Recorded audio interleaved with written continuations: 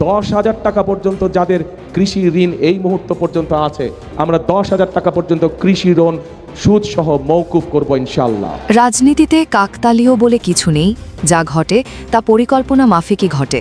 গত বৃহস্পতিবার তারেক রহমান ঘোষণা দিলেন ক্ষমতায় গেলে কৃষি ঋণ মওকুফ করা হবে, অথচ সন্ধ্যার মধ্যেই বাংলাদেশ ব্যাংক তড়িঘড়ি করে সব ব্যাংকের এমডিদের চিঠি পাঠালো ঋণের তথ্য চেয়ে।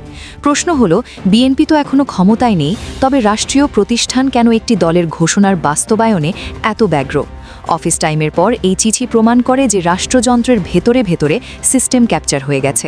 বিশেষ করে বাংলাদেশ ব্যাংকের পরিচালনা পরিষদের সদস্য অধ্যাপক তিতুমিরের ভূমিকা এখানে স্পষ্ট, যিনি কিছুদিন আগেই বিএনপিকে 70% ভোট পাইয়ে দেওয়ার এক কাল্পনিক জরিপ প্রকাশ করেছিলেন।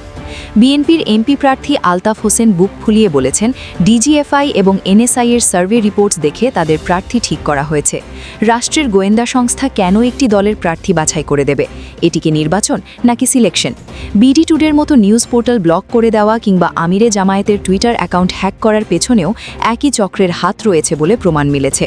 জামায়াতের আইটি এক্সপার্টরা দেখিয়েছেন, রাষ্ট্রপতির দফতরের অফিশিয়াল মেইল ব্যবহার করে এই সাইবার হামলা চালানো হয়েছে।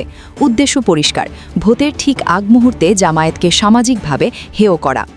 বিএনপির নেতারা প্রায়ই ডিপ স্টেট বা গভীর রাষ্ট্রের ষড়যন্ত্রের গল্প শোনান, অথচ বাস্তবতা হলো ব্যাংক, গোয়েন্দা সংস্থা আর বঙ্গভবনের একটি অংশকে ব্যবহার করে তারাই একটি সমান্তরাল সরকার চালাচ্ছে। 2001 সালে যেভাবে প্রশাসনকে সাজিয়ে নির্বাচন প্রভাবিত করার ছক কষা হয়েছিল, 2026 সালেও কি একই নাটকের পুনরাবৃত্তি হতে যাচ্ছে? আওয়ামী লীগ যেভাবে গত 3টি নির্বাচন দখল করেছিল, বিএনপি কি সেই একই পথ অনুসরণ করছে? তবে তারা ভুলে গেছে, এটি 2024-এর বিপ্লব পরবর্তী সচেতন বাংলাদেশ।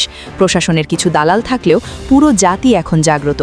বিএনপির এই ওভার স্মার্টনেস শেষ পর্যন্ত তাদের জন্যই বুমেরাং হবে। সিস্টেম ক্যাপচার করে সাময়িক সুবিধা পাওয়া গেলেও মানুষের মন জয় করা যায় না। শেখ হাসিনা যা পারেননি, তারেক রহমান সেই একই কৌশলে সফল হবেন, এটি ভাবা বোকামি ছাড়া আর কিছুই নয়। 12ই ফেব্রুয়ারি যদি মানুষ ভোট কেন্দ্রে যায়, তবে কোনো মেকানিজমই ধোপে টিকবে না। জনগণের শক্তির কাছে সব ষড়যন্ত্রই পুচ্ছ।